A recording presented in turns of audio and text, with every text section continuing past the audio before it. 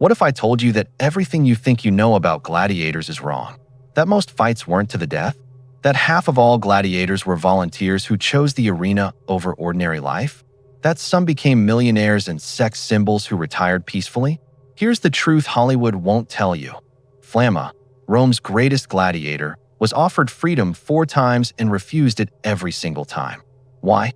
Because he understood something we've forgotten. Sometimes the most dangerous path leads to the greatest rewards. The real gladiators weren't just fighters. They were the world's first global celebrities, influencing fashion, politics, and culture across an empire spanning 3 continents. Their names were carved on children's toys, their faces adorned jewelry, and emperors trembled at their popularity. In this video, we shatter every myth you've believed about these legendary warriors, and reveal the shocking truth about Rome's ultimate entertainers, and why their story is more relevant today than ever. To understand the gladiators, we need to step back and see the world they inhabited. Rome in the 1st and 2nd centuries AD wasn't just an empire, it was the empire. From Britain to Egypt, from Spain to Syria, Roman legions had carved out the largest continuous empire the world had ever seen. But here's what's fascinating. The Romans weren't content with just military conquest. They had to prove their dominance in every aspect of life, and nowhere was this more evident than in their obsession with spectacle. The gladiatorial games weren't just entertainment. They were a political tool, a religious ritual, and a social pressure valve all rolled into one. The games originated from an unlikely source: funeral rites. Around 264 BC, the sons of a deceased Roman aristocrat named Junius Brutus Para decided to honor their father's memory by having 3 pairs of slaves fight to the death at his funeral. This wasn't unusual. Many cultures had practiced human sacrifice at important funerals.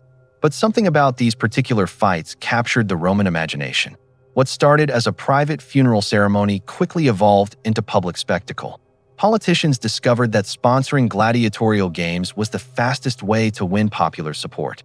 The Roman mob loved blood, and ambitious men were happy to provide it. By the time of Julius Caesar, gladiatorial contests had become so popular that he once staged games featuring 320 pairs of gladiators, 640 men fighting simultaneously. But the real game changer came with the emperors. Augustus, the first emperor, tried to regulate the games, recognizing their political power. But it was his successors who truly unleashed their potential. Titus opened the Colosseum in 80 AD with games that lasted 100 days. Trajan once staged games featuring 10,000 gladiators. These weren't just fights. They were spectacular productions that redefined what entertainment could be. The gladiators themselves came from every corner of the empire and every level of society. Contrary to popular belief, they weren't all slaves. About half were volunteers, free men who chose to enter the arena for fame, money, or simply because they had nowhere else to go. Some were prisoners of war, others were criminals sentenced to the games as punishment. But all of them, once they entered a gladiatorial school, became part of something extraordinary. The journey to becoming a gladiator began at the Ludus, the gladiatorial schools that were part military academy, part prison, and part entertainment factory. The most famous was the Ludus Magnus in Rome, connected to the Colosseum by an underground tunnel. These weren't crude training camps. They were sophisticated institutions with their own medical staff, trainers, and even celebrity coaches. When a new recruit arrived at the Ludus, whether slave or volunteer, they faced a brutal reality check. The mortality rate for new gladiators was around 50% in their first year. Not from fighting in the arena. Most didn't get there for months or even years, but from the training itself. The Romans believed that only through suffering could a man be forged into a true warrior. The training was relentless. Gladiators practiced with wooden swords that were deliberately heavier than real weapons, building strength and endurance. They learned dozens of fighting techniques, studied different types of armor and weapons, and memorized the intricate rules that governed each type of combat. This wasn't random violence. Gladiatorial combat was as structured and rule-bound as modern boxing. Different gladiators specialized in different fighting styles, each with its own equipment, tactics, and traditions. The retiarius fought with a net and trident, lightning fast and agile. The secutor wore heavy armor and carried a large shield, built for endurance and defense. The Thraex used a curved sword and small shield, relying on speed and aggression. Each type was trained to fight specific opponents, creating matchups that maximize drama and unpredictability. But perhaps the most surprising aspect of gladiator training was the medical care. Romans were obsessed with anatomy and physiology, and gladiatorial schools employed some of the best doctors in the empire. Galen, one of history's most famous physicians, got his start treating gladiators. These fighters received better medical care than most Roman citizens. Their owners had invested too much money in them to let them die from preventable injuries. The psychological preparation was just as intense as the physical. Gladiators learned to embrace death as a possibility while fighting fiercely to avoid it. They developed a warrior's code that emphasized courage, honor, and putting on a good show for the crowd. The best gladiators understood that they weren't just fighters. They were performers, and the audience was as much their opponent as the man across from them. The diversity of gladiatorial combat was staggering. Romans loved variety in their entertainment, and the games evolved to feature dozens of different fighter types, each with unique equipment and fighting styles that created endless possible matchups. The retiarius was perhaps the most distinctive gladiator type. Lightly armored with just a shoulder guard and arm protection, he carried a weighted net, a three-pronged trident, and a dagger. His strategy was to entangle his opponent in the net, then move in for the kill with the trident.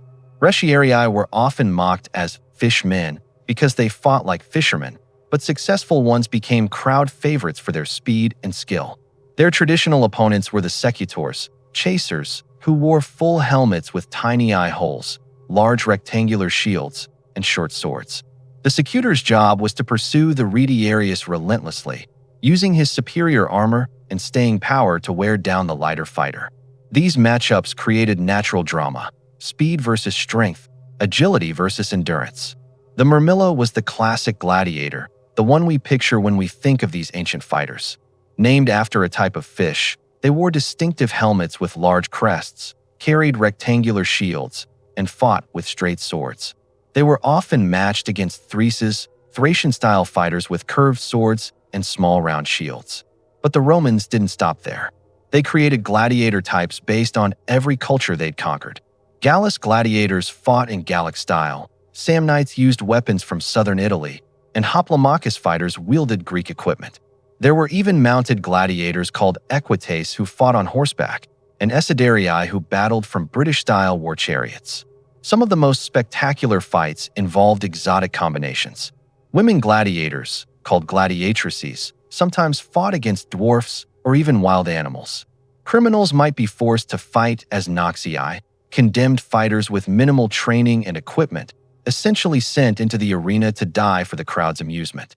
The weapons themselves were works of art. Gladiatorial equipment was expensive, often more costly than a legionary's entire kit. Swords were perfectly balanced, shields were reinforced with bronze and decorated with religious symbols, and helmets featured intricate engravings and plumes that helped the crowd identify their favorites from the stands. But here's what might surprise you. Gladiator fights weren't usually to the death. Despite what movies show us, killing your opponent was actually the exception, not the rule. These fighters were valuable investments. Training a gladiator to championship level could take years and cost a fortune. Most fights ended with one fighter yielding, and the crowd and sponsor deciding whether the loser lived or died. Now let's meet some of the most legendary gladiators whose names have survived the centuries, men who became as famous in their time as any modern sports superstar. First is Spartacus, though his story is quite different from Hollywood's version. Spartacus was likely a Thracian who had served as an auxiliary in the Roman army before being enslaved and sent to a gladiatorial school in Capua around 73 BC. He wasn't the noble freedom fighter of the movies. He was a practical military leader who saw an opportunity and seized it. When Spartacus escaped from his gladiatorial school with about 70 other fighters, he probably just wanted to get home to Thrace. But the rebellion snowballed beyond anyone's imagination. Within months, his army had grown to over 70,000 escaped slaves, gladiators, and desperate Romans.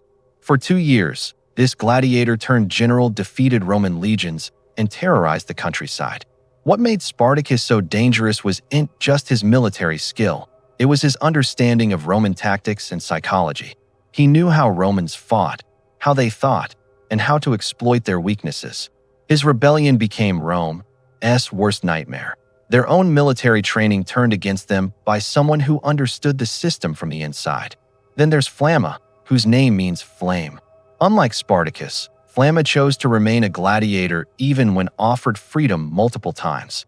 His tomb inscription, which still exists, records that he fought 34 times, won 21 victories, drew 9 times, and was defeated only 4 times. But here's the remarkable part.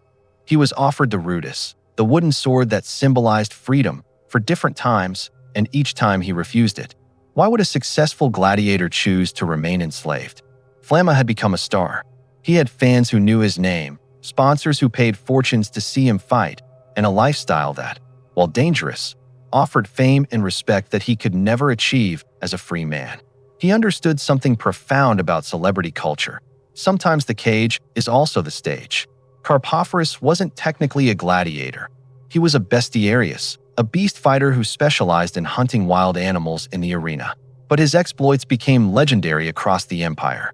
Roman records claim he once killed a bear, a lion, and a leopard in a single day. Another account describes him defeating 20 wild animals in one afternoon. But Carpophorus's most famous feat involved a rhinoceros. These massive beasts were incredibly rare in Roman games. They had to be captured in Africa and transported across the Mediterranean at enormous cost.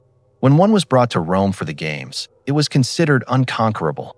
Carpophorus not only defeated it, but did so with such style that the emperor reportedly rewarded him with gold equal to his own weight. Perhaps the most intriguing gladiator was Hermes, described by the poet Martial as the darling of all the girls. Hermes wasn't just a fighter. He was Rome's first sports celebrity. He had his own fan clubs, endorsement deals with weapons manufacturers, and even his own line of gladiatorial merchandise. Women throughout the empire wore jewelry with his image, and his fights drew crowds that included senators' wives and even empresses. What made these gladiators special wasn't just their skill with weapons. It was their ability to connect with audiences. They understood that gladiatorial combat was theater as much as sport. The best gladiators were actors, playing roles that the crowd wanted to see. Some were the noble hero, others the savage villain.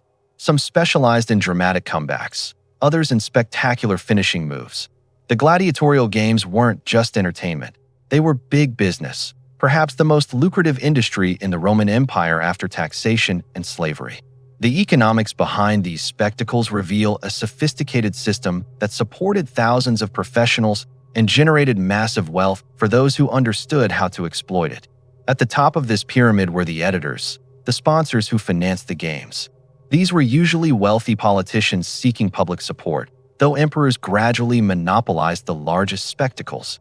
Putting on gladiatorial games was incredibly expensive, but the political returns could be enormous. Julius Caesar spent so much on games that he nearly bankrupted himself, but the popularity he gained helped him become dictator of Rome.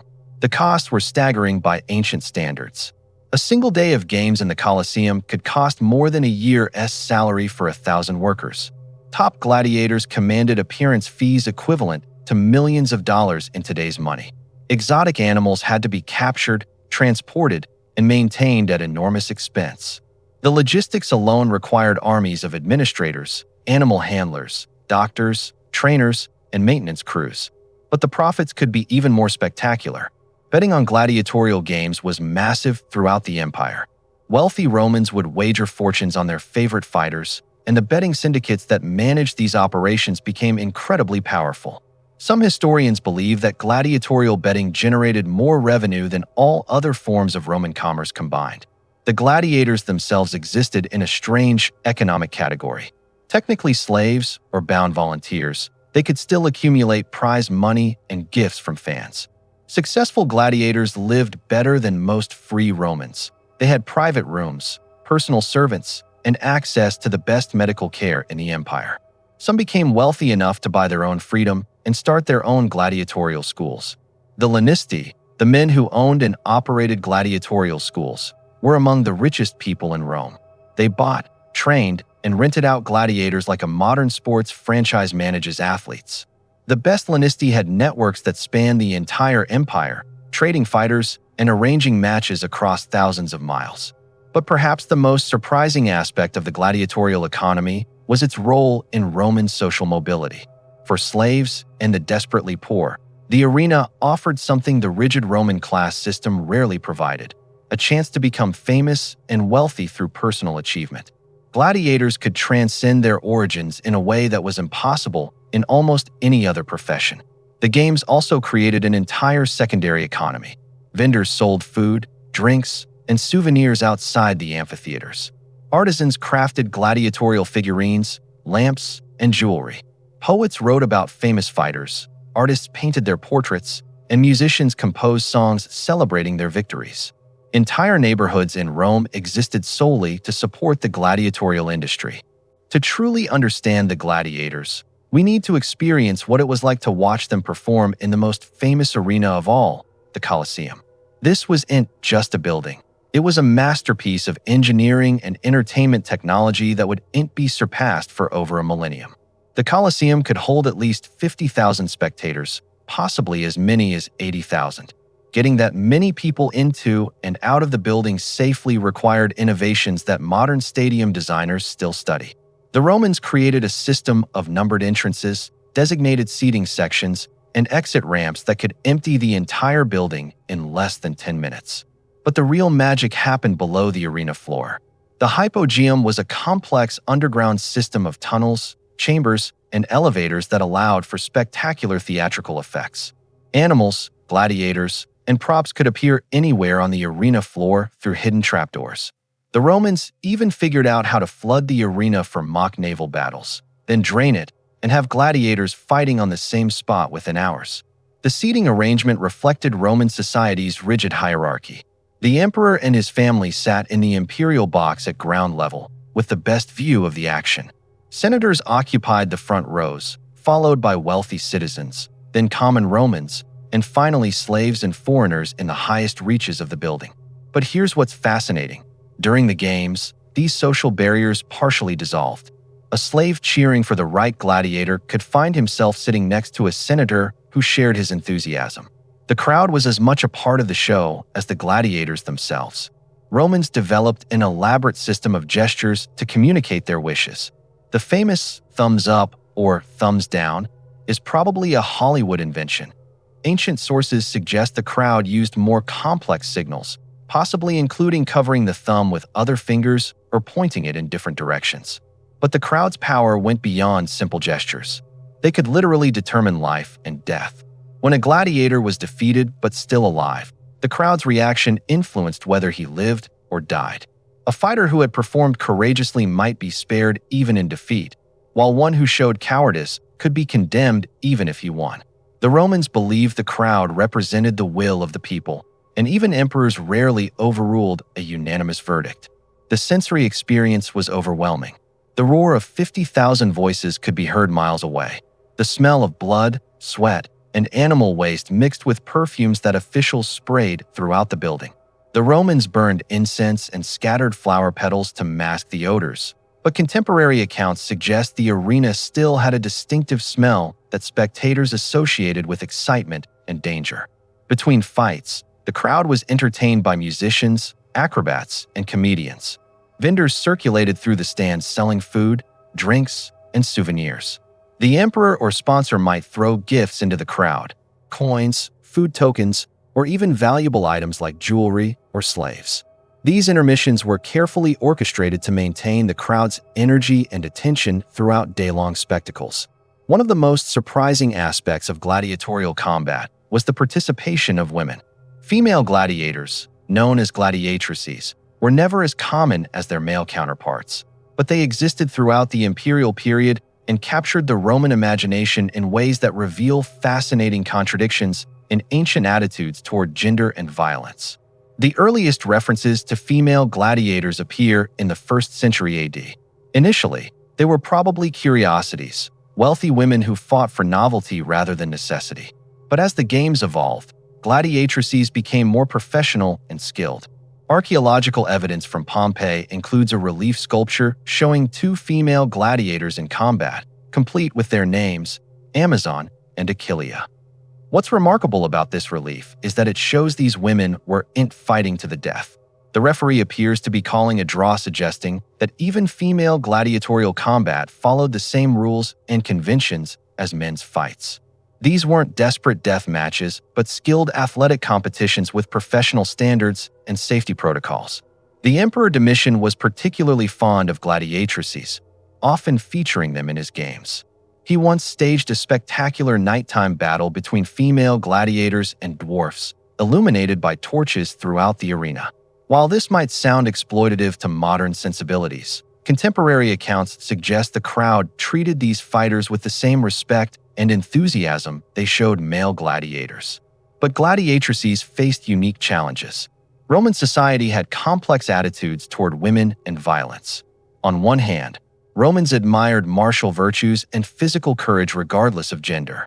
Stories of heroic women defending their homes or leading armies were popular throughout Roman literature.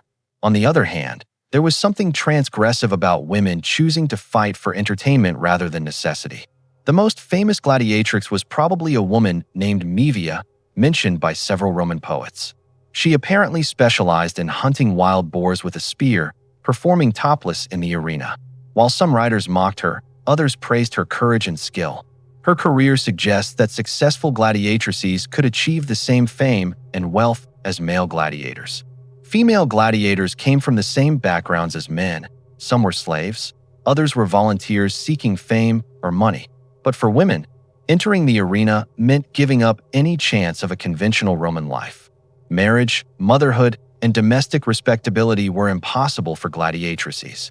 They existed outside normal social categories, which gave them a strange kind of freedom but also isolated them from mainstream society. The Emperor Septimius Severus banned gladiatrices around 200 AD, possibly because they had become too popular and were challenging traditional gender roles. But their legacy survived in art, literature, and popular memory. Roman women continued to train in gladiatorial techniques as a form of exercise, and archaeological evidence suggests some wealthy women maintained private arenas where they practiced combat sports. Gladiatorial games weren't just entertainment. They were one of the most powerful political tools ever devised. Understanding how Roman politicians used these spectacles to manipulate public opinion reveals sophisticated insights into crowd psychology, social control, and the relationship between power and spectacle that remain relevant today. The formula was simple but effective. Provide free entertainment to the masses, and they'll support your political ambitions. This wasn't charity, it was investment. A politician who sponsored successful games could expect enhanced popularity, electoral success, and public loyalty that lasted for years. The crowd that cheered your gladiators would vote for your candidates and support your policies. Julius Caesar understood this better than anyone. As a young politician, he borrowed enormous sums to finance spectacular games featuring hundreds of gladiators, exotic animals, and elaborate stage productions. His political rivals complained that he was buying votes with blood and circuses, but the strategy worked. Caesar became so popular with the Roman mob that he could defy the Senate itself. But the games also served darker political purposes. Executions of criminals and prisoners of war were often incorporated into the entertainment, sending clear messages about the consequences of opposing Rome. Rebellious provincial leaders might be forced to fight as gladiators, transforming their deaths into public spectacle that reinforced Roman dominance. The emperors took this political manipulation to new levels. Augustus limited the frequency and scale of games, recognizing that they could destabilize the economy and create dangerous expectations among the population. But his successors often ignored these restrictions, using increasingly elaborate spectacles to maintain their popularity and distract attention from political or economic problems. Caligula was notorious for his extravagant games, which helped bankrupt the imperial treasury. Nero used gladiatorial spectacles to celebrate his artistic achievements and personal victories. Commodus actually fought as a gladiator himself, appearing in the arena dressed as Hercules and defeating carefully selected opponents who were probably ordered to lose. But the crowd wasn't just passive consumers of political propaganda. They used the games to communicate with their leaders in ways that were impossible in other contexts. Emperors who attended gladiatorial games faced direct feedback from thousands of citizens who felt free to express their opinions through cheers, boos, and organized chants. This created a strange kind of democracy within the empire's autocratic structure. The crowd at gladiatorial games represented one of the few checks on imperial power. Emperors who consistently ignored popular opinion at the games often faced political difficulties later. Some historians argue that the gladiatorial audience functioned as an informal parliament, providing feedback that influenced imperial policy. The games also served as a safety valve for social tensions. In a society with extreme inequality and limited social mobility, the arena provided vicarious experiences of justice, revenge, and dramatic reversals of fortune. Slaves could watch other slaves become heroes. Poor Romans could see wealthy criminals humiliated, and everyone could witness the ultimate equalizer of death. What many people don't realize is that gladiatorial games were deeply religious events, embedded with spiritual significance that went far beyond mere entertainment. The Romans saw these contests as sacred rituals that honored the gods, commemorated the dead, and maintained cosmic balance between order and chaos. The origins and funeral rites never completely disappeared. Even at the height of the imperial period, gladiatorial games retained ceremonial elements that connected them to ancestor worship and the Roman cult of the dead. Fighting in honor of deceased emperors, military heroes, or wealthy patrons wasn't just tribute. It was a form of human sacrifice that Romans believed pleased the spirits of the departed. Before each contest, gladiators participated in religious ceremonies that prepared them spiritually for possible death. They made offerings to Mars, the god of war, and to Nemesis, the goddess of revenge and divine retribution. Many gladiators wore amulets and charms blessed by priests, and some had religious symbols tattooed or carved into their armor. The arena itself was considered sacred space. Before the games began, priests performed purification rituals, sprinkling the sand with holy water and burning incense to drive away evil spirits. The emperor or sponsor made formal prayers asking the gods to ensure fair combat and meaningful results. Even the weapons were blessed in religious ceremonies. Different types of gladiators had different patron deities. Retiarii often honored Neptune, god of the sea, reflecting their net-fighting style. Bestiarii who fought wild animals prayed to Diana, goddess of the hunt. Thracian-style gladiators maintained shrines to their homeland gods, creating a multicultural religious environment within the gladiatorial schools. But perhaps the most important religious aspect was the Roman belief that gladiatorial combat revealed divine will. The outcome of fights wasn't just determined by skill and strength, it was influenced by the gods themselves. A gladiator's victory or defeat could be interpreted as divine judgment on his character, his sponsor's worthiness, or even the empire's spiritual health. This religious dimension gave gladiatorial combat a moral weight that modern sports lack. Spectators weren't just watching entertainment. They were witnessing sacred drama in which cosmic forces played out through human agents. The crowd's participation in deciding life and death wasn't arbitrary cruelty. It was religious duty, helping the gods express their will through popular consensus. Death in the arena was considered a form of sacrifice, and gladiators who died courageously were sometimes honored as martyrs. Their blood was collected and sold as medicine, believed to have healing properties derived from their brave deaths. Some gladiators were buried with full military honors, and their tombs became shrines where fans left offerings and prayers. The end of the gladiatorial games didn't happen overnight. It was a gradual process that reflected broader changes in Roman society, economics, and values that unfolded over several centuries. Understanding how and why these spectacles disappeared reveals crucial insights into the transformation of the ancient world. The first challenges came from cost and logistics. By the 3rd century AD, the Roman Empire was facing severe economic pressures. Maintaining the elaborate infrastructure required for gladiatorial games, the amphitheaters, the schools, the supply networks for exotic animals, became increasingly difficult as imperial resources were diverted to defending increasingly unstable frontiers.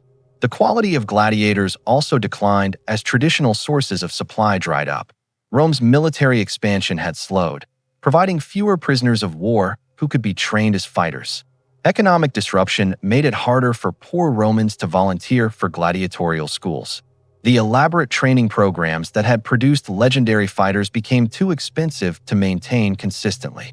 But the most significant challenge came from Christianity. As the new religion spread throughout the empire, it brought fundamentally different values that were incompatible with gladiatorial spectacle. Christians opposed the games not just because they were violent, but because they represented everything the new faith sought to replace: pagan religious practices, glorification of worldly fame, and acceptance of social hierarchies based on force rather than spiritual merit. The Emperor Constantine, who converted to Christianity in the early 4th century, issued several edicts restricting gladiatorial games. But these laws were difficult to enforce and often ignored. The games had become so embedded in Roman culture that eliminating them required more than imperial decree. It required a complete transformation of social values. The process was gradual and uneven. Some games continued into the 5th century, though they were increasingly rare and poorly funded. The last recorded gladiatorial contest in Rome took place around 435 AD, but smaller venues throughout the empire may have continued hosting fights for decades longer. What replaced the gladiatorial games reveals how completely Roman society had changed.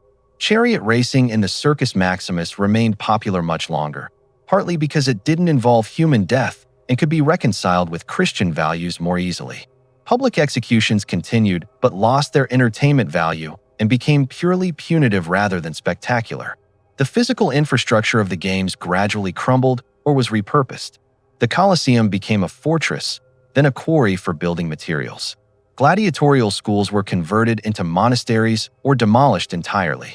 The elaborate networks that had supplied exotic animals and specialized equipment disappeared, leaving only archaeological traces of what had once been the empire's most popular entertainment.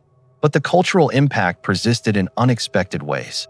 Medieval tournaments adopted many gladiatorial elements, including specialized combat techniques, elaborate armor, and crowd participation. Modern sports inherited the gladiatorial emphasis on individual heroism, dramatic narrative, and spectator engagement. Even our contemporary celebrity culture can trace its origins to the way Romans treated their favorite gladiators as larger-than-life personalities. The gladiatorial games left an indelible mark on human civilization that extends far beyond ancient Rome. Their influence can be seen in everything from modern sports and entertainment to our fundamental concepts of heroism, celebrity, and the relationship between violence and spectacle. Perhaps most obviously, gladiatorial combat established the template for professional athletics. The idea that individuals could become famous and wealthy through physical competition, that crowds would pay to watch skilled performers risk injury for entertainment, that athletes could transcend their social origins through talent and courage. All of these concepts trace directly back to the Roman arena. Modern boxing, mixed martial arts, and even team sports like football retain gladiatorial elements. The emphasis on individual combat, the ritualized violence, the crowd participation in determining victory and defeat, the transformation of fighters into celebrities with personal brands and fan followings. These are all inheritances from ancient Rome. But the gladiatorial legacy goes deeper than sports. The games helped create our modern understanding of celebrity itself. Gladiators were among history's first mass media stars, recognizable across vast distances through art, literature, and merchandise. They developed personas that transcended their actual personalities, becoming symbols and archetypes that fans could project their own desires and fantasies onto. The political dimensions of gladiatorial games also remain relevant. The Roman discovery that spectacular entertainment could distract populations from political and economic problems, that crowds could be manipulated through carefully orchestrated spectacles, that power could be legitimized through the provision of free entertainment. These insights continue to influence political strategy throughout the world. Perhaps most profoundly, the gladiatorial games explored fundamental questions about human nature that we're still grappling with today.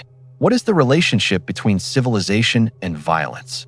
How do societies balance individual achievement with collective values? What does it mean to find meaning through risk and conflict? Why are humans drawn to spectacles of danger and death? The archaeological record reveals how deeply gladiatorial culture penetrated Roman society. Gladiatorial imagery appears on everything from children's toys to religious artifacts. Gladiatorial schools operated throughout the empire, from Britain to Egypt. Even small provincial towns had amphitheaters where local fighters could pursue fame and fortune. But the games also reveal the contradictions and complexities of human societies. The same culture that produced sophisticated philosophy, advanced engineering, and elaborate legal systems also celebrated ritualized killing as entertainment. Romans who valued honor, courage, and dignity simultaneously enjoyed watching human beings fight to the death for their amusement. These contradictions weren't lost on the Romans themselves. Writers like Seneca and Tacitus criticized the games as brutal and degrading, while others defended them as necessary for maintaining social order and military virtues. This internal debate about the morality of violent entertainment continues in modern discussions about everything from contact sports to violent media. The end of gladiatorial games didn't resolve these tensions. It simply transferred them to other arenas. Medieval tournaments, public executions, dueling culture, modern combat sports, and even violent entertainment media all grapple with the same fundamental questions that Romans faced in their amphitheaters. As we reach the end of this journey through the bloody sands of the Roman arena, what emerges isn't just a story about ancient entertainment. It is a mirror that reflects uncomfortable truths about human nature and civilization that remain as relevant today as they were 2,000 years ago.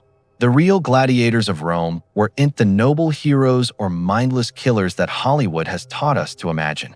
They were complex individuals navigating a brutal system that offered both unprecedented opportunities and terrible risks. Some were slaves with no choice. Others were volunteers seeking fame and fortune. Some died forgotten in provincial arenas. Others became celebrities whose names echoed across the empire. But what united them all was their willingness to risk everything for a chance at something greater than their circumstances would normally allow. In a society with rigid social hierarchies and limited mobility, the arena offered what few other institutions could: the possibility that talent, courage, and luck could transform a nobody into a somebody, that a single afternoon could change your life forever. The crowds who watched them weren't simply bloodthirsty savages enjoying mindless violence. They were participating in a complex cultural ritual that combined entertainment, religion, politics, and social commentary. When they cheered for their favorites or condemned the defeated, they were engaging with fundamental questions about justice, courage, and human worth that every society must address. Perhaps most remarkably, the gladiatorial games created a form of entertainment that was simultaneously utterly of its time and strangely timeless. The specific details, the weapons, the religious ceremonies, the social structures, belonged uniquely to ancient Rome. But the underlying dynamics, the search for meaning through risk, the transformation of individuals into symbols, the crowd's hunger for authentic emotion in artificial settings, these remain constant features of human psychology. Today, when we watch athletes risk their bodies for our entertainment, when we follow celebrities through their manufactured dramas, when we debate the ethics of violent media, we're continuing conversations that began in Roman amphitheaters. The gladiators' legacy isn't just historical. It is part of the ongoing human struggle to understand ourselves and the societies we create. The arena is empty now. The crowds have fallen silent. The fighters have returned to dust, and the great amphitheaters stand as ruins that tourists photograph and archaeologists study. But the questions the gladiators embodied, about courage and cowardice, about the price of fame, about the relationship between civilization and violence, these questions remain as urgent and unanswered as ever. In the end, the real gladiators of Rome weren't just entertainers or athletes or even symbols. They were human beings who lived at the intersection of individual ambition and social forces larger than themselves, who found meaning and purpose in circumstances we can barely imagine, and who remind us that every age must find its own ways to answer the eternal question: what does it mean to live with dignity in the face of death? Their story is our story, played out in a different key but following the same fundamental themes. And that, perhaps, is why we remain fascinated by these ancient warriors who stepped into the arena knowing they might never step out again. Because in their courage and their fear, their triumphs and their defeats, we recognize something essentially and eternally human.